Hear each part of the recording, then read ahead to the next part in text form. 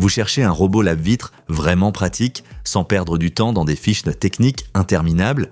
Aujourd'hui, on va aller droit au but avec un classement clair, du moins convaincant au plus intéressant, pour vous aider à repérer le modèle qui vaut vraiment le coup.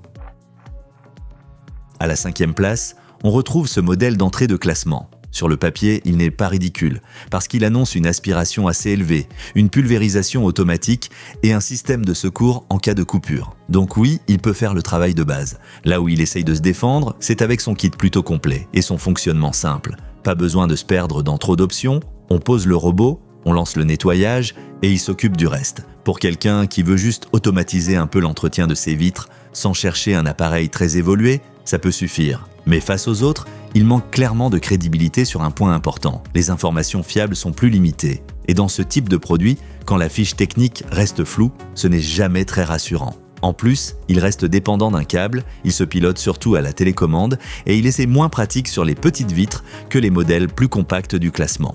Je le conseillerais surtout à ceux qui veulent un modèle simple sans trop d'exigences pour un usage occasionnel. Et au passage, les liens vers tous les produits de ce top au meilleur prix sont dans la description sous la vidéo. Maintenant, on passe à un modèle un peu plus sérieux.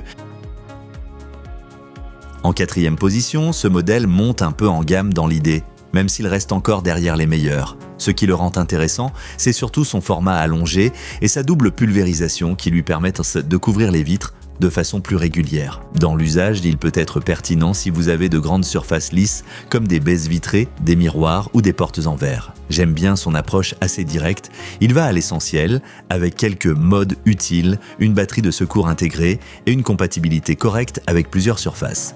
C'est un robot qui peut convenir à quelqu'un qui veut déléguer le gros du nettoyage sans viser le haut de gamme. Là où il recule face à la concurrence, c'est sur la puissance d'aspiration annoncée, nettement moins impressionnante que certains rivaux. Il est aussi plus bruyant, il fonctionne lui aussi avec alimentation filaire, et son pilotage uniquement à la télécommande paraît plus daté. Sans oublier qu'il n'est pas idéal pour les petites vitres. Je le vois bien pour un usage assez simple sur surface moyenne à grande quand on veut un appareil correct sans payer le prix fort. Et si ce classement vous aide déjà, pensez à liker la vidéo et à vous abonner à la chaîne où ça aide énormément. Allez, on entre maintenant dans la partie vraiment intéressante du top.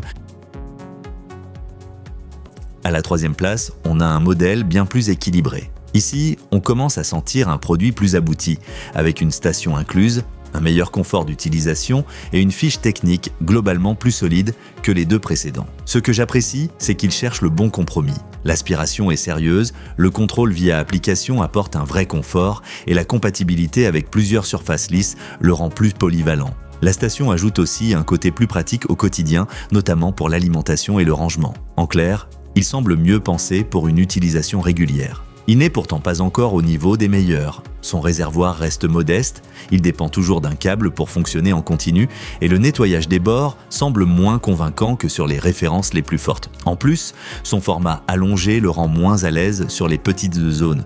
Je le conseillerais à ceux qui veulent un bon milieu de gamme, plus moderne et plus confortable que les modèles basiques, sans forcément viser le sommet du classement. Et justement, en parlant de compacité et d'efficacité, le suivant est un vrai argument à faire valoir.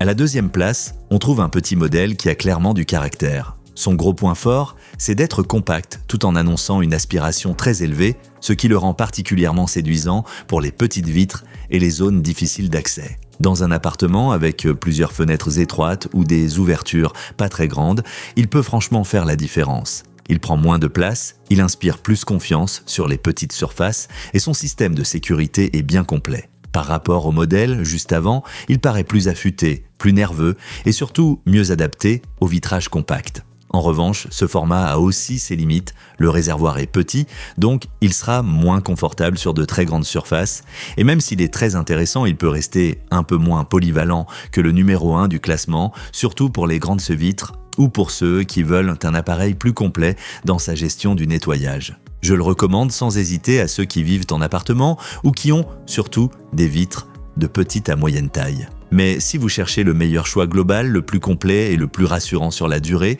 le premier du top garde encore une longueur d'avance.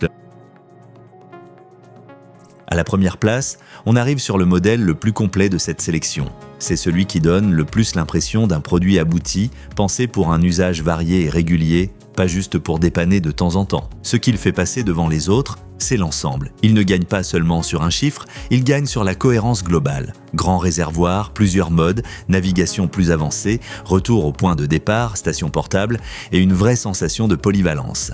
Là où le Mini brille surtout par sa compacité, celui-ci paraît plus fort pour couvrir différents scénarios sans trop de compromis. Bien sûr, il n'est pas parfait. Il coûte plus cher, il peut laisser quelques zones moins nettes dans les coins et il demande toujours une petite intervention manuelle au départ et à la fin. Mais face aux autres modèles du classement, ses limites paraissent plus faciles à accepter parce que son niveau général est supérieur. À mon avis, c'est le bon choix pour ceux qui veulent acheter une fois et être tranquille, surtout si vous avez plusieurs types de vitrages à entretenir. C'est le plus convaincant du lot en usage global et c'est pour ça qu'il prend logiquement la première place. Allez jeter un œil au meilleur modèle avec les liens dans la description sous la vidéo, surtout si vous hésitez entre les deux références en tête du classement. Et n'oubliez pas de liker la vidéo et de vous abonner à la chaîne pour ne pas rater les prochains comparatifs.